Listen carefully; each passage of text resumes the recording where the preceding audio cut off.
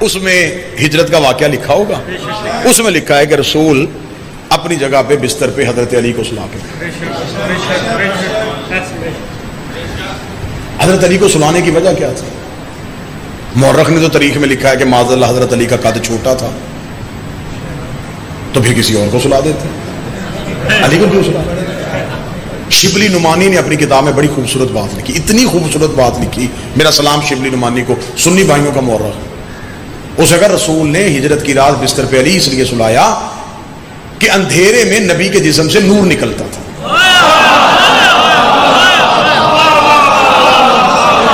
ہجرت دن کو نہیں ہوئی, رات کو ہوئی. اللہ رسول چاہتے تھے کہ بستر پہ اسے سلائیں جس کے جسم سے نور نکلتا.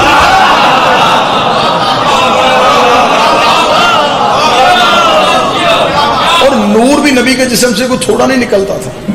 صحیح بخاری ابھی لے آؤ ممبر پہ, میں صحیح بخاری سے روایت نکال دیتا ہوں کہ بی بی عائشہ کہتی ہے کہ دن کی روشنی میں میری گم ہوئی چیز رات کے اندھیرے میں نبی کے نور سے ڈھونڈتی تھی.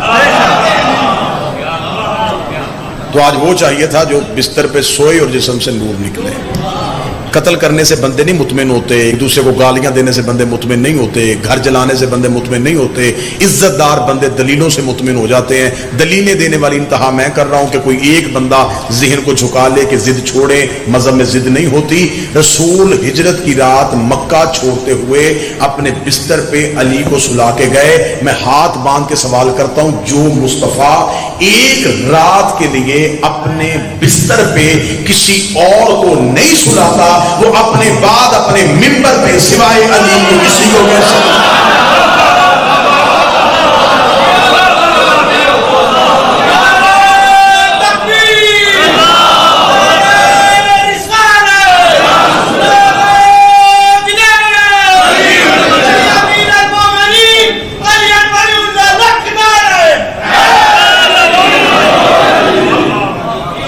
اچھا میرے سنی بھائی اگر متوجہ ہوں تو کیا نبی اپنے بعد اپنے بستر پہ جبریل کو نہیں سلا سکتے؟ جبریل کے جسم سے بھی تو نور ہی نکلتا ہے, فرشتہ ہے. تو جبریل کو کہتے تھے تو سو جا بھائی, بیٹھ جانا, تو جو آپ کی طرف ہو رہی بیٹھ جائیں, موضوع خراب ہو جائے. یا رسول اللہ اپنے جبریل کو کیوں نہیں سلایا؟ عجب نہیں کہ واضح پر پیغمبر آئے, خبردار جبریل سو نہیں سکتا تھا. میرے مالک کیوں نہیں سو سکتا؟ تیرے گھر کی چکیاں چلاتا, تیرے بچوں کے کپڑے لے کے آتا, تیرے دروازے پہ کھڑا رہتا ہے, تو ایک رات کے لیے سو ہی سکتا. فرمایا کیسے سلاتا؟ جبریل نوکر ہے, اور نوکر کی کیا ضرورت کہ وہ سردار کی جگہ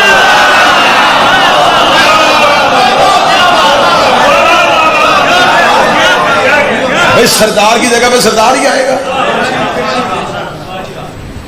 تو لہذا ایک رات کے لیے بھی گئے تو اپنے بعد علی کو چھوڑ کے. دوسرا سوال میں پوچھتا ہوں کہ جو رسول مکہ چھوڑ کے گئے تو جو امانتیں کافروں کی تھی وہ کس کو دے کے گئے؟ حضرت علی.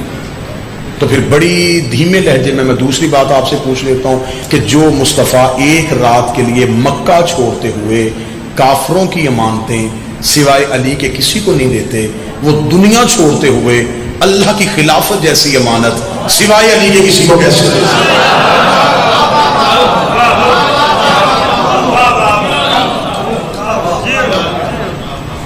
حقیقتوں سے بہت دور رکھا گیا, لوگوں کو نفرتیں پھیلاتی گئی کہ بیٹا شیعوں کی مجلس میں جاؤ تو یہ شیعہ جو ہوتے ہیں نا یہ بالکل غلط باتیں کرتے, لہٰذا ان کی مجلس میں جاؤ. ہم تو رسول کی اولاد کی بات کرتے ہیں بھئی, ہم تو چاہتے ہی نہیں ہیں. میں کیوں کہوں جی, میں کہوں جی پورا پنڈ میں شیعہ کر کے جانا.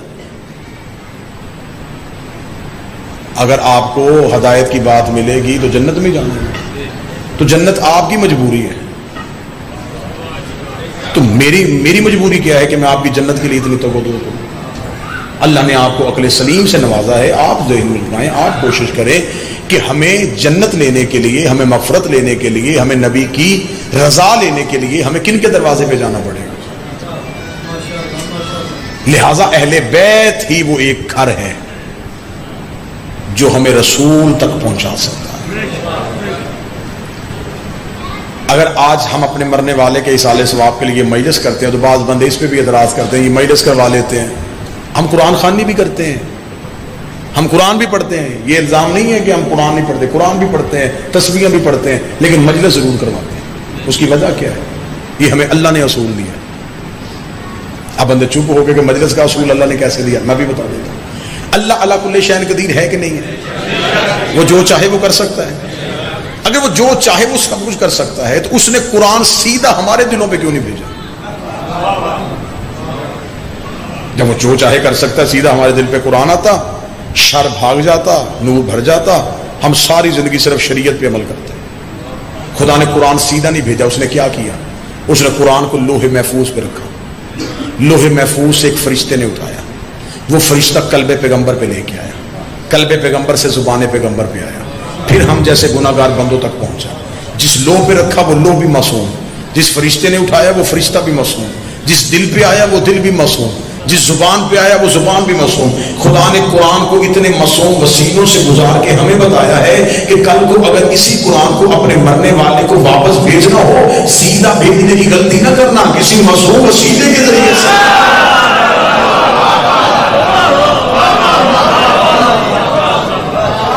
جو سب کچھ کر سکتا ہے، جب وہ سیدھا نہیں بھیج رہا تو ہم اپنے مرنے والے کو سیدھا قرآن کیسے بھیج سکتے؟ اس لیے ہم یہ وارثان قرآن کا تذکرہ کر کے پھر اللہ سے دعا کرتے، میرے اللہ اس پڑھے ہوئے قرآن کو ان وارثوں کے صدقے سے ہمارے مرنے والے تک پہنچا۔ اور قرآن بغیر وارث کے سمجھ میں نہیں آ سکتا۔ کوفے کا ممبر تھا، ممبر پہ امیر ممکنات مولا علی بیٹھے ہوئے تھے، ایک یہودی آ گیا، اس نے کہا علی مسلمان ہونے کے لیے، مولا فرمایا ہو مسلمان، کلمہ پڑھ۔ اس نے کہا لیکن ایک شرط ہے، ایک سوال ہے۔ کیا سوال؟ اس نے کہا تمہارے قرآن کا دعویٰ ہے کہ تمہارے قرآن کے اندر ہر چیز کا ذکر موجود ہے، ہر چیز، ہر خوش کو تر کا ذکر موجود ہے۔ مولا فرمایا ہاں، ہر خوش کو تر کا ذکر موجود ہے۔ اس نے کہا نبی کتنے آئے؟ مولا فرمایا کم و بیش 1,24,000۔ اس نے کہا نام نبیوں کے قرآن سے لکھا،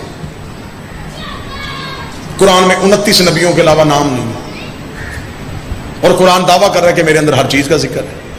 جب قرآن کے اندر ہر چیز کا ذکر ہے تو پھر نبیوں کے نام دکھا۔ آپ چپ ہو گئے، لیکن شکر کرے یہ سوال مولوی سے نہیں مولا سے ہوا۔ ہم جیسوں سے ہوتا تو یہاں پھر آیت نکالنی پڑتی یا پھر 29 نبی ماننے پڑتے۔ سوال مولا سے ہو گیا، کیا کہنے؟ اسے کہتے ہیں وارث قرآن۔ امام مسکرا کے فرماتے تو پھر کیا کرنا چاہیے؟ اس نے کہا نام دکھائیں۔ امام نے فرمایا وہ سامنے نیم کا درخت لگا، جسے آپ نیم کہتے ہیں، اس میں جو پھل لگا ہوتا ہے اسے اردو میں نبولی کہتے ہیں۔ مولانا فرمایا وہ نبولی توڑ کے لا۔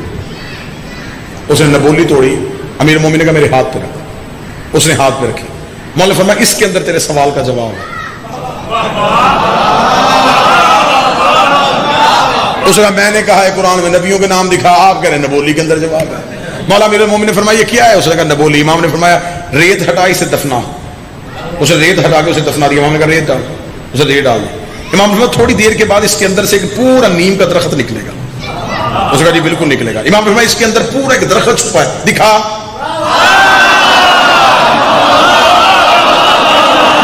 باہر سے تو کہیں سے نہیں آئے گا نا، اس کے اندر سے نکلے گا نا۔ تو اس کے اندر جڑ ہے، تنا ہے، پتے ہیں، ٹہنیاں ہیں، پورا درخت اس کے اندر ہے، نظر کیوں نہیں آ رہا؟ دکھا۔ اس کا کیسے نظر آئے گا جب تک مٹی کے حوالے نہیں کریں گے؟ تو میں قرآن کیسے سمجھ آئے گا جب تک وارث کے حوالے نہیں کرو گے؟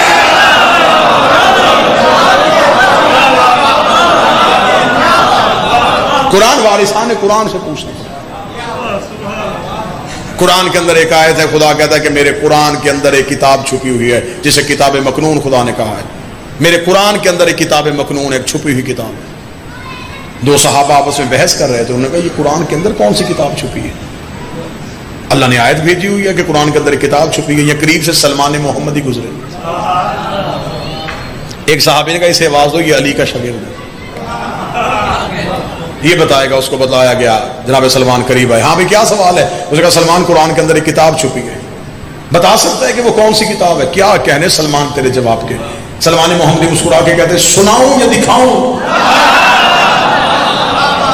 ان کے ذہن میں تھا کہ جناب سلمان محمدی ابھی قرآن اٹھائیں گے اور قرآن کی کسی آیت پہ انگلی رکھ کے کہیں گے یہ آیت ہے جسے اللہ نے کتاب کہا ہے، یہ وہ سورت ہے جسے اللہ نے کتاب کہا ہے، یہ وہ لفظ ہے جسے اللہ نے کتاب کہا ہے۔ سلمان محمدی نے قرآن نہیں کھولا۔ سلمان محمدی مسجد سے باہر نکلے، صحابہ پیچھے پیچھے چلے، چلتے چلتے سلمان محمدی دہلیز سیدہ پہ آئے، زہرا کی دہلیز پہ آ کے سلمان محمدی نے اپنے رخسار کو بس کیا، اپنا سر دہلیز سیدہ پہ رکھا۔ رکھنے کے بعد دہلیز سیدہ پہ ہاتھ رکھے کہا یہ ہے وہ قرآن جس کے اندر وہ کتاب رہتی ہے، یہ ہے وہ قرآن جس کے اندر وہ کتاب رہتی ہے۔ ایک صحابی چیخ مار کے لگا بڑھا ہو گیا علی کی محبت میں، تحدیث تو قرآن کے رہا ہے۔ سلمان محمدی کا قرآن کھول تو اندر سے کیا نکلتا ہے؟ کہنے لگے آئے آیتیں نکلتی ہیں. سلمان کہتا ابھی یہی بیٹھ جاؤ, تھوڑی دیر بعد دروازہ کھلے گا, میں تمہیں آیتیں نکلتی ہوئی دکھا.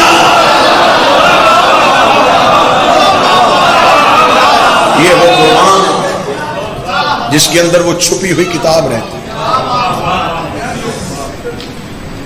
یہ صرف اور صرف اہل بیت ہی کی عزت ہے کہ وہ ہمیں مکمل دین اس طرح دے سکتے. چھوٹی چھوٹی باتیں اتنی کہ رات گزر جائے. خلیفہ وقت کا دور تھا, خلیفہ کے دربار میں ایک بندہ آ گیا. اس نے کہا جی ایک سوال ہے. انہوں نے کہا جی کیا سوال ہے؟ اس نے کہا جی ایک شخص مرتا ہوا وصیت کر کے گیا ہے کہ میرے مرنے کے بعد میرے 3 غلام ہیں, ایک کو آدھی جائیداد دینی ہے, باقی آدھی جائیداد اور میری بیٹی کا رشتہ دوسرے کو دینا ہے, اور تیسرے کو قتل کرنا ہے, اور نام کسی کا نہیں بتا کے گیا.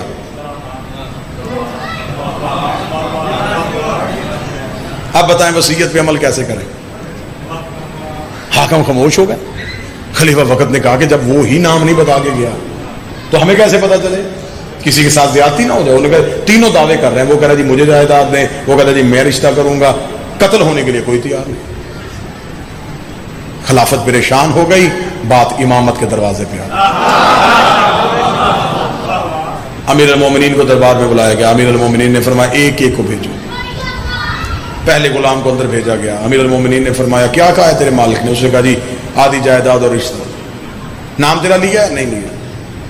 مالک نے فرمایا کیسا مالک تھا, ایسی وصیت کر کے گیا کہ کسی کا نام ہی نہیں بتا کے گیا. اب لڑائی قتل و غارت ہو گئی. قصور سارا تیرے مالک کا ہے. یہ پکڑ تلوار, اس کی قبر کھود, نکال اسے قبر سے باہر. اسے تلوار پکڑی, دروازے تک گیا, واپس آ گیا. تلوار رکھ کے کہنے لگا یا علی یہ کام مجھ سے نہیں ہو سکتا, میں نے نوکری کی ہے. اسے میں بیٹھ جاؤ ادھر, دوسرے کو بلا. دوسرا ہاں بھائی وصیت کیا تھی؟ یہ وصیت تھی. نام؟ کوئی نام نہیں بتایا. کیسی وصیت کی ہے اس نے؟ قبر کھود, اس کی میت نکال. اس کا نہ جائیداد چاہیے نہ رشتہ چاہیے. واپس چلا جاؤں گا, اس کی قبر کی طرف دیکھوں گا بھی نہیں. الفا ادھر بیٹھ. تیسرے کو بلا. تیسرا ہے امیر المومن نے یہی حکم دیا, وہ تلوار لے کے چل پڑا. علی فرمایا سلمان اس کے پیچھے جا, جب یہ قبر پہ پہنچے سے گرفتار کر. وہ قبر پہ پہنچا, اسے گرفتار کر کے علی کی بارگاہ میں لے کے آئے. علی خلیفہ وقت کی بارگاہ میں چلے گئے. جو پہلا آدھے رستے سے واپس آیا تھا فرمایا اسے آدھی جائیداد دو. جو اپنی جگہ سے ہلا بھی نہیں تھا فرمایا اسے رشتہ بھی دو. اور جو قبر تک پہنچا فرمایا اسے قتل کر دو. خلیفہ نے کہا علی یہ سوال آپ نے کیسے طے کر لیا؟ فرمایا ان کی رگوں میں وفا نے مجھے بتا دیا.